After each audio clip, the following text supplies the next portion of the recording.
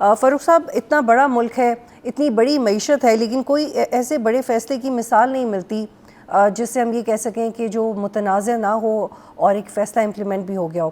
وزیر پیٹرولیم اور وزیر خزانہ آتے ہیں، پیٹرولیم 137 روپیز بڑھاتے ہیں، 24 گھنٹے بعد وزیر اعظم آتے ہیں، پھر ڈیسیژن ہوتا ہے 80 روپے اس کو ودرا کیا جائے۔ مسئلہ کیا ہے؟ کوآرڈینیشن کیوں نہیں ہو رہی؟ کیا وزیر اعظم نے پریشر میں آ کے ڈیسیژن لیا اور جو پہلے کا فیصلہ تھا وہ بغیر سوچے سمجھے ہوا؟ دیکھیے، دو معاملات ہیں پاکستان کے کانٹیکسٹ میں۔ ایک ہے انرجی کی قیمت یا تیل کی قیمت، اور دوسری ہے تیل کی دستیابی۔ آپ نے فیصلوں کا ذکر کیا، میں قیاس رائے کر سکتا ہوں، مجھے اندر کی بات تو معلوم نہیں ہے۔ میرا خیال یہ کہتا ہے کہ وزیر اعظم نے، ان کی کابینہ نے یہ سوچا کہ جنگ لگی ہوئی ہے اور تندور گرم ہے، اپنے بھی دو یا تین نان جو ہیں وہ لگا لی جائیں۔ جب پیٹرولیم لیوی بڑھانے کا فیصلہ کیا گیا تو لگ بھگ کوئی 133 ارب روپیہ اضافی حکومت نے اپنے خزانے کے اندر اکٹھا کرنا تھا۔ اب جب وہ 133 ارب کا بوجھ آ گیا، پھر آج کل کی جو پروٹیسٹ ہے وہ آپ نے دیکھا کہ زیادہ تر سوشل میڈیا کے اوپر ہوتی ہے، وہ فیس بک پہ ہوتی ہے، وہ یوٹیوب پہ ہوتی ہے، وہ ٹویٹر پہ ہوتی ہے۔ وہ شاید بہت زیادہ ہو گئی، اور پھر حکومت نے سوچا کہ وہ پیٹرولیم لیوی ہے جس سے وہ 133 ارب روپیہ اپنے خزانے میں ڈالنا چاہ رہے تھے، آن ٹاپ آف واٹ جو دنیا بھر میں قیمتوں میں اضافہ ہوا تھا، تو وہ انہوں نے جو ہے وہ ودرا کر دی۔ جیسے میں نے شروع میں کہا کہ پاکستان کے حوالے سے ایک ایشو ہے قیمت کا، اور دوسرا ایشو ہے اویلیبلٹی کا۔ میں یہ سمجھتا ہوں کہ پاکستان کے حوالے سے اویلیبلٹی، دستیابی، شارٹیج کوئی میرے تخمینے میں سامنے نظر نہیں آ رہی۔ ٹھیک ہے ڈاکٹر صاحب، ایک اور سوال لے لیجئے، پھر میں ملتھم صاحب کی طرف جاؤں گی۔ 80 روپے قیمت کم کرنے کے باوجود بھی پاکستان تقریباً 27% مہنگا پیٹرول بیچ رہا ہے ایز کمپیئر ٹو بنگلہ دیش اینڈ انڈیا۔ یہ کیوں ہو رہا ہے؟ دیکھیے، ہمارے ہاں جو ٹیکس اکٹھا کرنے کا ایک بہت سمجھا جاتا ہے کہ سیف ذریعہ ہے، انسٹرومنٹ ہے، وہ پیٹرول اور ڈیزل ہے۔ اب مسئلہ یہ ہے کہ حکومت یہ سمجھتی ہے کہ شاید ٹیکس انف اکٹھا نہیں ہو رہا، اور طریقہ کار یہ ہے کہ پیٹرول اور ڈیزل کے اوپر پیٹرولیم لیوی لگا دیا جائے۔ اصل مسئلہ یہ ہے کہ حکومت کے اخراجات اور حکومت کے نقصانات بے تحاشا زیادہ ہیں، تو یہاں فوکس ہو رہا ہے ٹیکس اکٹھا کرنے میں۔ اصل بیماری جو ہے وہ حکومتی اخراجات ہے۔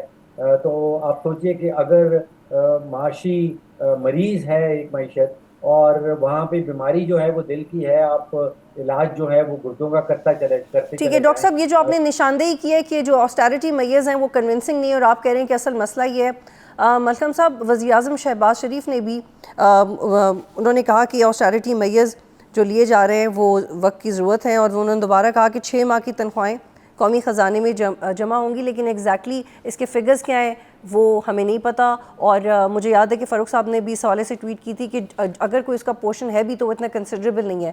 مارچ میں گزشتہ ماہ کے مقابلے میں 24% زیادہ پیٹرول کنزیوم ہوا، پروٹوکول کلچر کم نہیں ہوا۔ وفاقی وزیر امیر مقام میرپور کے دورے پہ گئے، ویڈیو سوشل میڈیا پہ وائرل ہوئی، کئی گاڑیاں ان کے ساتھ ہیں۔ آپ کل کسی بھی اسکول میں جائیں، چھٹی کے وقت دیکھیں، وہاں پہ سرکاری گاڑیاں بچوں کو پک اینڈ ڈراپ کے لیے استعمال ہو رہی ہوں گی۔ حنیف عباسی صاحب کہہ رہے ہیں کہ اگر ایران کی ساری لیڈرشپ قربان ہو گئی ہے تو کیا ہماری ساری عوام قربانی دے دے؟ تو یہ ایک زو مانی بات ہے۔ کل میں نے فیصل کریم کنڈی صاحب کو انٹرویو کیا، ان سے میں نے پوچھا کہ کیا آپ نے اپنا قافلہ کم کیا، تو انہوں نے کہا 3 گاڑیوں پہ کر دیا ہے۔ تو وہ زیادہ گاڑیاں کے پی میں تو استعمال کر سکتے ہیں، لاہور اسلام آباد میں کم بھی کر سکتے ہیں، but they have their reasons. تو یہ آپ کو کنونس کرتا ہے سب؟ یہ دیکھیں جی، اس میں دو ہمارے جب سارا جو کرائسس آیا، ایک تو آپ نے بہت ٹھیک کہا، یہ ایران اور امریکہ یا اسرائیل کی جنگ نہیں ہے، یہ ایران پہ مسلط کی جنگ ہے، بالکل ایسا ہی ہے۔ یہ جنگ بالکل تھوپی گئی ہے، مسلط کی گئی ایران سے، یہ تو بہت آپ نے ٹھیک کہا۔ جہاں تک پاکستان کا ذکر ہے، پاکستان کے اس جنگ میں ابھی تک جو صورتحال تھی، 2 پہلو تھے۔ ایک ہمارا ڈپلومیٹک فرنٹ تھا، دوسرا ہمارا اکنامک فرنٹ تھا۔ ڈپلومیٹک فرنٹ جس کو D P M Ishaq Dar head کر رہے ہیں، وہ تو الحمدللہ ہم نے بہت پہلی دفعہ میں کہوں گا بہت سکسیسفلی، بہت ہی کیئرفلی، بہت ہی سمجھداری سے اس کو ہینڈل کیا۔ اس پہ پوری دنیا میں ہماری عزت بھی بڑی، ہمارے سعودی عرب میں ہماری چیز کو اپریشیٹ کیا۔ ایران جو کو ہمارے تعلقات ایران سے روایتی طور پر کبھی بہت زیادہ اچھے نہیں ہوئے، ادھر سے ہمیں ایک ٹھنڈی ہوا آئی ہے، کم از کم ایران اب سمجھتا ہے کہ پاکستان کی پالیسی ٹھیک ہے، اس کو پوری دنیا سراہ رہی ہے، اس حد تک تو ٹھیک ہے۔ دوسرا، جو اکنامک فرنٹ پہ ہماری حکومت ہمیشہ بہت جلدی نہیں ہوتی ہے کوئی بھی چیز کرنے میں۔ اگر آپ کو یاد ہو، 1 سال پہلے ہم نے अमरीकी सदर ट्रंप के लिए नोबेल प्राइज इनाम कर दिया, सपोर्ट कर दी थी, हमने प्रपोज किया था को प्राइज पीस प्राइज दिया जाए। तो अब हमें देखना जरूरी है कि ट्रंप साहब डिजर्व करते कि नहीं करते थे। वो भी हमारा जल्दी का फैसला था। अभी दूसरा मरहला आ गया, पेट्रोल की कीमतों बढ़ाना या ना बढ़ाना। इस पे यकीन कीजिए बतूल, इतनी हमें जो शर्मनाक हमारा जो अंडरस्टैंडिंग थी, जब माहौल था, जब गुफ्तगू थी, उसमें इस चीज की फिक्र नहीं थी हमने पेट्रोल की कीमत बढ़ानी है या नहीं बढ़ानी। ये तय था पेट्रोल की कीमत बढ़ा दें।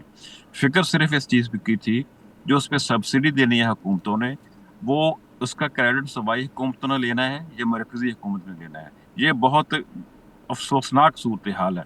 सूबों ने पूरी कोशिश की, जिसमें कामयाब भी हुए कि पेट्रोल बढ़ा दो, उस पर सब्सिडी देंगे, उसका क्रेडिट हमको मिलेगा। फेडरल गवर्नमेंट ने कोशिश की, बड़ी सीरियस कोशिश की, लेकिन वफाकी हुकूमत की इस सिलसिले में नहीं सुनेगी। वफाकी हुकूमत चाहती थी कि हमें 300 अरब रुपए सूबों की तरफ से फंड फराहम हो जाए ताकि हम तेल की कीमतें ही ना बढ़ाएं, ना ऑस्टेरिटी कैंपेन हो, ना उस पर ऐप्स पे पेट्रोल मिले मोटर बाइकों को, ना ज़रूरी शोबे को पेट्रोल मिले, ना सब्सिडाइज पेट्रोल देना पड़े, ना हमें पब्लिक ट्रांसपोर्ट पे जाना पड़े। हम कीमतें ही ना बढ़ाएं, जो कि निस्बतन आसान और ज़्यादा एक बेहतर रास्ता था। लेकिन कम से कम दो बड़ी हुकूमतें पंजाब और सिंध है, उन्होंने इस सिलसिले में वफाकी हुकूमत की बात नहीं मानी। उनने वही किया जो वो चाहते थे, यानी कि पहले वफाकी हुकूमत उस पर तेल की कीमतें बढ़ा दे, उसके बाद जो सूबाई हुकूमतें हैं उस पर मुख्तलिफ तरीके से जो पब्लिक ट्रांसपोर्ट है, एग्रीकल्चर सेक्टर है, या जो गरीब तबका जो मोटरसाइकिलों वाले हैं, उनको मुख्तलिफ तरीकों से सब्सिडी दीजिए, जो कि हमेशा एक मुश्किल तरीका होता है। उसमें मुश्किलात भी होंगी, टेलीफोन के जरिए जो हमारा नेट की सर्विस है बेहतर नहीं होती, उसका भी एक असर होगा, और करप्शन भी होगी। जो सब्सिडी है वो मुतलकीन तक पूरी नहीं पहुंचेगी। उसके बाद जब हमने सारा कुछ कर लिया, फिर एक ऑस्टेरिटी कैंपेन आई।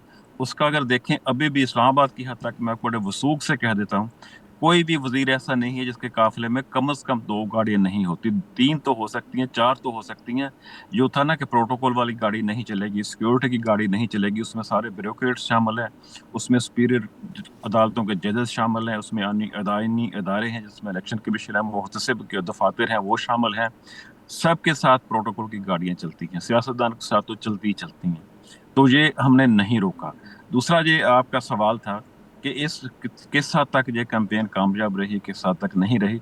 गवर्नमेंट की हुकूमत की सतह पे तो हमने कोई नहीं देखा कि इसमें कोई इस पे इफेक्टिव अमल दरामद हुआ हो।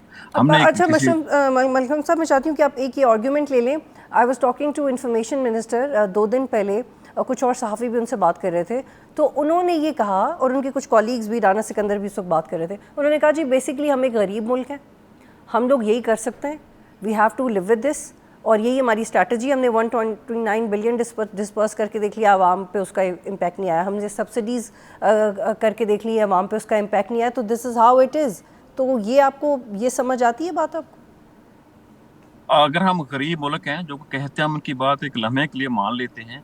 आप देखें किस मुल्क के वजीर हमारे अड़ोस पड़ोस में देखें 4-4 हज़ार सीसी की गाड़ियां इस्तेमाल करते हैं। कौन सा वजीर है जिसके पास लैंड क्रूजर नहीं है? कौन सा वजीर है जिसके घर जाके देख लें, यकीन कीजिए मिनिस्टर्स कॉलोनी के घर की रेनोवेशन पे 2-2, 3-3 करोड़ रुपए सिर्फ रेनोवेशन पे सर्फ होता है। इनके जाके दफातर देख लें, इनके लले तलले देख लें, क्या ये गरीबों वाले हैं? क्या इनकी? और मलकम साहब ये भी शॉर्टली बताइएगा कि ये जो हनीफ अब्बासी का बयान है कि ईरान की लीडरशिप कुर्बान हुई, नहीं होना चाहिए था, जुल्म हो रहा है, तो पाकिस्तानी अवाम भी करे, तो वो पाकिस्तानी अवाम क्यों आ रही है? पहले गवर्नमेंट आए ना, स्ट्रेटेजिस्ट आए पहले। जी बिल्कुल, मैं आपकी बात की तायद करता हूँ। वही बात मैं उससे कंटिन्यू करूंगा। क्या हुकूमती लोगों का जो रहने सहने का स्टाइल है, पिछले साल chairman senate, deputy chairman senate और स्पीकर, डिप्टी स्पीकर कौमी असम्बली ने अपनी तनख्वाहें 5-5.5 से बढ़ाकर 23 लाख रुपए महीने तक कर ली थी। क्या वो गरीब मुल्कों की निशानी है? अभी रिसेंटली सेनेट में 5 गाड़ियां खरीदी गई हैं। क्या वो गरीब मुल्कों की निशानी है? वो 5 गाड़ियां इसलिए खरीदी गई थी कि बजट लैप्स हो रहा था, से पहले ऑर्डर कर दो, जो बजट लैप्स हो जाएगा हमें वापस करना पड़ेगा, अगले साल बजट कम मिलेगा, लिहाजा इसकी इन गाड़ियों की जरूरत है या नहीं है, तुम गाड़ियां खरीदो। सब्सक्राइब करें और बेल दबाएं ताकि कोई खबर रह न जाए।